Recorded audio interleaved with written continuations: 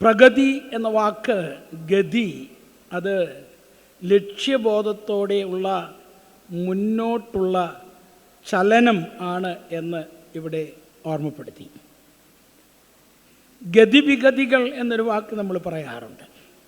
പ്രഗതി എന്നാൽ ലക്ഷ്യത്തിലേക്കുള്ള പോസിറ്റീവായിട്ടുള്ള യാത്രയാണ്. നെഗറ്റിവിസം അതിൽ അല്പം പോലും ഉണ്ടാകാൻ പാടില്ല. ഉപനിഷത്തുകാരൻ്റെ ഭാഷയിൽ പറഞ്ഞാൽ ഉത്തിഷ്ഠത, ജാഗ്രത, പ്രാപ്യവരാനിബോധത എന്ന ഒരു പദമുണ്ട്. ഉണർന്ന് എഴുന്നേറ്റ് ജാഗ്രതയോടുകൂടി എന്താണ് ലക്ഷ്യം എന്ന് വളരെ വ്യക്തമായി നോക്കിക്കണ്ട് പ്രവർത്തിക്കുക. നമ്മുടെ രക്ഷകനായ യേശുക്രിസ്തു പറയുന്നുണ്ട്, ഉണർന്ന് പ്രവർത്തിക്കുക. ഏത് യാമമാണ് നമ്മിലേക്ക് വരുന്നത് എന്നുള്ളത് അറിഞ്ഞു കൂടാത്തതുകൊണ്ട് ഏത് സമയവും ഉണർവുള്ളവരായി ഇരിക്കുവാൻ നമ്മെ ഉദ്ബോധിപ്പിക്കുന്നുണ്ട്. ഈ കാര്യങ്ങളെയൊക്കെ ചേർത്താണ് ഒരു പക്ഷേ കേരളത്തിൽ ആദ്യമായിട്ടായിരിക്കാം ഈ പ്രഗതി എന്നൊരു വാക്ക് ഒരു എക്സലൻസ് അവാർഡിനൊരു പക്ഷേ ഉപയോഗിക്കുന്നത്. യുവജന പ്രസ്ഥാനം വലിയൊരു ലക്ഷ്യത്തിലാണ് ഈ പദം എടുത്തത് എന്ന് ഒരിക്കൽ കൂടെ ഓർമ്മിപ്പിക്കട്ടെ.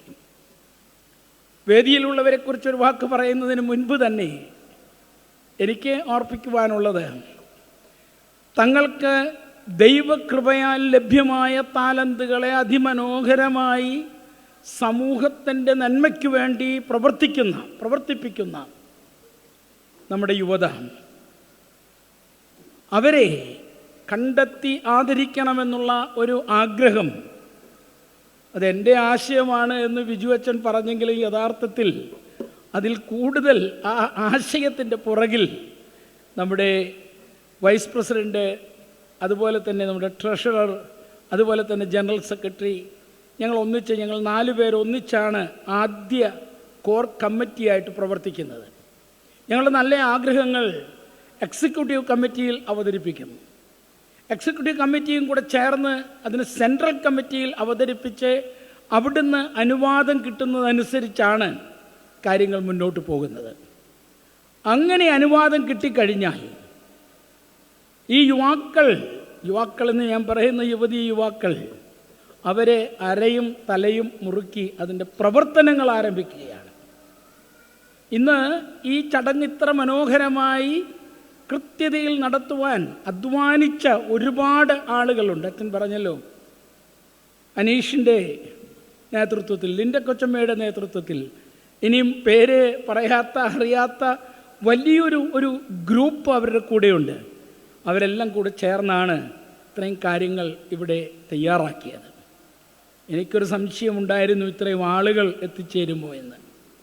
എന്നാൽ ഈ ഹോള് നിറഞ്ഞു കവിയുന്ന രീതിയിൽ എല്ലാവരും എത്തി എന്നുള്ളത് ഈ ഒരു അവാർഡ് ഈ വ്യക്തികളെ സംബന്ധിച്ചിടത്തോളം സഭയിൽ നിന്ന് ഞങ്ങൾക്ക് ലഭിക്കുന്ന ഒരു അംഗീകാരമാണ്. അവർക്ക് യൂണിവേഴ്സിറ്റി തലത്തിലും state and national and international ലെവലിലുമൊക്കെ അത് ഓരോന്നും അനൗൺസ് ചെയ്യുമ്പോൾ മനസ്സിലാക്കുവാനായിട്ട് കഴിയും. വലിയ സ്ഥാനങ്ങൾ ലഭിച്ചിട്ടുള്ളവരാണ്. എന്നാൽ ആ സ്ഥാനങ്ങൾ ലഭിച്ചിട്ടുള്ളവർക്ക് അവരുടെ സഭയിൽ നിന്ന് ഒരു ആദരവ്, അംഗീകാരം ലഭിക്കുന്നുവെന്ന് പറയുന്നത് അവരെ സംബന്ധിച്ചിടത്തോളം ഏറ്റവും വലിയ ഒന്നാണ്. അതുകൊണ്ടാണ് നിങ്ങളെല്ലാവരും എത്തിയത് എന്ന് പ്രത്യേകിച്ച് ഓർക്കുന്നു. അതുകൊണ്ട് തന്നെ എല്ലാവരും ചേർന്ന് ഇന്ന് ഈ അവാർഡിന് അർഹരായ എല്ലാവരെയും ഒന്ന് അഭിനന്ദിക്കാനിടയാകണം. ഒപ്പം ഇന്ന് ബ്രെയിലി ലിപിയിൽ വേദപുസ്തകം വായിച്ച് നമ്മുടെ മുന്നിൽ ഒരു വലിയ ചലഞ്ച് അവതരിപ്പിച്ച പ്രിയ മകൾ, അവളെയും നമുക്ക് ആദരിച്ച് ഒന്നിച്ച് എല്ലാവരും ചേർന്നൊരു കയ്യടി നൽകണമെന്ന് ഓർമ്മിപ്പിക്കുന്നു.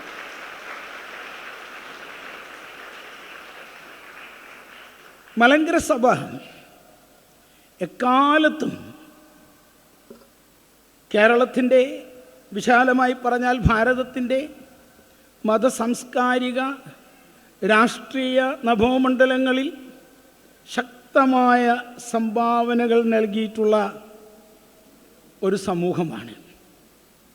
എക്കാലത്തും അതിൽ നിന്ന് രാഷ്ട്രീയവും സാമൂഹികവും മതപരവുമായ നല്ല നേതാക്കൾ ഉയർന്നു വന്നിട്ടുണ്ട്. എവിടെയൊക്കെ സമൂഹം ഇരുട്ടിൽ തപ്പുന്നുവോ അതത് കാലത്ത് അതിനാവശ്യമായിരിക്കുന്ന ക്രമീകരണങ്ങൾ സഭ ചെയ്തിട്ടുണ്ട്. അത് വിദ്യാഭ്യാസ മേഖലയിലായാലും ആരോഗ്യ മേഖലയിലായിരുന്നാലും മറ്റ് സാമൂഹിക മേഖലകളിലായാലും അതിൻ്റെ സംഭാവനകൾ ഏറെ വലുതാണ്. ഇപ്പോൾ പാർപ്പിടമില്ലാത്തവർക്ക് പാർപ്പിടം, മറ്റ് പ്രയാസങ്ങളുള്ളവർക്ക് അതിനെയൊക്കെ കണ്ടെത്തി വേണ്ടുന്ന കൈത്താങ്ങലായി തീരുവാൻ തക്കവണ്ണം പരിശുദ്ധ ബാവാതിരുമനസിൻ്റെ പദ്ധതികൾ, അത് സഹോദരൻ പദ്ധതിയായാലും ആർദ്ര പദ്ധതിയായാലും അങ്ങനെ നൂറുകണക്കിന് പദ്ധതികൾ ആവിഷ്കരിക്കുന്ന ഒരു സഭയാണ്. ഇന്ന് അതിനെ പരിശുദ്ധ ബാവാതിരുമേനോടൊപ്പം നേതൃത്വം കൊടുക്കുന്ന രണ്ട് ഏറ്റവും സമുന്നതരായിരിക്കുന്ന വ്യക്തികളാണ് അൽമായ വൈദിക ട്രസ്റ്റി സജി അമയിൽ അച്ഛനും അൽമായ ട്രസ്റ്റി ശ്രീ റോണി വർഗീസ് എബ്രഹാമും, ഒപ്പം അസോസിയേഷൻ സെക്രട്ടറി അഡ്വക്കേറ്റ് ബിജു ഉമ്മനും. അവരിടുന്ന പദ്ധതികൾക്ക് ഒത്ത് ഈ സഭ മുന്നോട്ട് ചലിക്കുകയാണ്. കഴിഞ്ഞ ദിവസം നടന്ന മാനേജിംഗ് കമ്മിറ്റിയിൽ 1480 കോടിയുടെ പദ്ധതികളാണ്. ഇത് വെറുതെ പറയുന്നതല്ല. ബാലൻസ് ഷീറ്റ് ഉൾപ്പെടെ 4 സ്കെഡ്യൂളുകളിലായിട്ട് ഈ സഭയുടെ, ഞാൻ എന്തെങ്കിലും തെറ്റുണ്ടെങ്കിൽ അവർ തിരുത്തും, ഞാൻ വായിച്ചതിൽ നിന്നാണ് പറയുന്നത്. എല്ലാ തലങ്ങളിലും പ്രവർത്തിക്കുവാൻ ഈ സഭയ്ക്ക് സാധിക്കുന്നുണ്ട്. എന്നാലൊപ്പം ഈ സഭ പലപ്പോഴും പല വിധത്തിലും അവഗണനകൾ നേരിടുന്നുണ്ട്.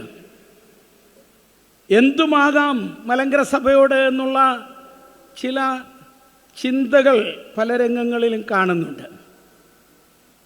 ഒരുപക്ഷേ വളരെ മനോഹരമായി തീർക്കാവുന്ന പല കാര്യങ്ങളും എന്തൊക്കെയോ കാരണങ്ങൾ കൊണ്ട്, അത് സഭയ്ക്ക് മാത്രമല്ല ക്രൈസ്തവ സമൂഹത്തിന് മുഴുവനുമെന്ന് മാത്രമല്ല മതബോധമുള്ളവരെ എല്ലാം പരിഹസിക്കുന്ന രീതിയിലുള്ള ചില കാര്യങ്ങൾ. അതിലൊന്നാണ് കഴിഞ്ഞ ദിവസം ചേപ്പാട് പള്ളിയുടെ മുറ്റത്തുണ്ടായത്. സഭ കാര്യങ്ങളിൽ ദുഃഖിതയാണ് എന്നുള്ളത് ഓർക്കണം. എത്ര മനോഹരമായി കൈകാര്യം ചെയ്യാവുന്ന കാര്യങ്ങളാണ്. അതുപോലെ തന്നെയാണ് സഭാംഗങ്ങളോട്, അവരേത് സ്ഥാനത്തായിരുന്നാലും അവരെയൊക്കെ തഴയാം, അങ്ങനൊരു ചിന്തയുണ്ട്. ഞാനതിലേക്ക് കൂടുതലായിട്ട് കടക്കുകയല്ല. പക്ഷെ എനിക്ക് ഓർപ്പിക്കുവാനുള്ളത് ഒന്നാണ്. ഞാൻ ജന്മം കൊണ്ടൊരു കുന്നംകുളംകാരനാണ്. തൃശ്ശൂർ ജില്ലയുടെ ഒരു പ്രത്യേകതയാണ്, അവിടെ ഒരു 10 ചെണ്ട, 2 ആന, ഇതൊന്നുമില്ലാതെ ഒരു കാര്യവും നടക്കുകയില്ല. പള്ളിപ്പെരുന്നാളായാലും പൂരമായാലും ഒരു വിവാഹമായാലും ഒക്കെ ചെണ്ടമേളവും ആനയുടെ സാന്നിധ്യവുമൊക്കെ ഉണ്ടാകും. ചെണ്ടയുടെ ഒരു പ്രത്യേകത, അതിനെ എങ്ങനെ കൊട്ടിയാലും ഒരു ശബ്ദം ഉണ്ടാക്കും. പക്ഷെ ശാസ്ത്രീയമായിട്ട് അതിനെ ഉപയോഗിച്ചാൽ മനോഹരമായ ശബ്ദവിസ്മയം അതിൽ നിന്നുണ്ടാകും. അശാസ്ത്രീയമായി അതിനെ കൈകാര്യം ചെയ്താൽ അതിൽ നിന്ന് ഒരുപക്ഷെ വ്യതിയാനങ്ങളുള്ള ശബ്ദം ഒരുപക്ഷെ ഉണ്ടാകാം. എനിക്ക് ഓർപ്പിക്കാനുള്ള ഇത്രയേ ഉള്ളൂ. മലങ്കര സഭ ആർക്കും ഏത് വിധത്തിലും കൊട്ടാവുന്ന ചെണ്ടയാണ് എന്ന് ആരും തെറ്റിദ്ധരിക്കരുത്. അബിൻ വർക്കിയും ശ്രീ ചാണ്ടി ഉമ്മനുമൊക്കെ ഞങ്ങളുടെ യുവതയാണ്. അവരാരും മതം വെച്ച് കളിക്കാറില്ല. അവരാരും ഞങ്ങൾ ഇന്ന സഭക്കാരാണെന്നും പറയാറില്ല. രാഷ്ട്രീയ സാമൂഹിക രംഗത്ത് പ്രവർത്തിക്കുമ്പോൾ ഒരു തീവ്രവാദത്തിനും മലങ്കര സഭ ഒരിക്കലും കൂട്ടുനിന്നിട്ടില്ല, നിൽക്കുകയുമില്ല. എന്നാൽ സാമൂഹിക പ്രതിബദ്ധതയോടുകൂടി ഇടപെടുന്നവരെ, അവർക്ക് നേരെ എന്തും ചെയ്യാമെന്ന ഒരു ധാർഷ്ട്യം, സ്വർണപ്പാളികൾ പൊളിച്ചു കടത്തിയത് എന്തിനാന്ന് ചോദിച്ചതിനാണ് ട്രഷറർ 10 ദിവസം അകത്ത് കിടന്നത്. ഞാൻ ശ്രീ രഞ്ജുവിൻ്റെ കാര്യമാണ് പറയുന്നത്. അതുകൊണ്ടൊന്നും പ്രവർത്തന വീര്യം ഇപ്പം പുറത്ത്, അതുകൊണ്ടാണല്ലോ ഇവിടെ ഇരിക്കുന്നത്. അതുകൊണ്ട് മലങ്കര സഭയ്ക്ക് കരുത്തുറ്റ നേതാക്കന്മാർ എക്കാലത്തും ഉണ്ടായിട്ടുണ്ട്, ഇനിയും ഉണ്ടാകും. ഈ ചെണ്ടയിൽ എത്ര അടിച്ചാലും കഴിവതും നല്ല സ്വരം പുറപ്പെടുവിക്കും. ഒരു മാർഗവുമില്ലാതെ വരുമ്പോൾ സ്വരം മാറുവാൻ സാധ്യതയുണ്ട് എന്നുകൂടെ മാത്രം ഓർപ്പിക്കും.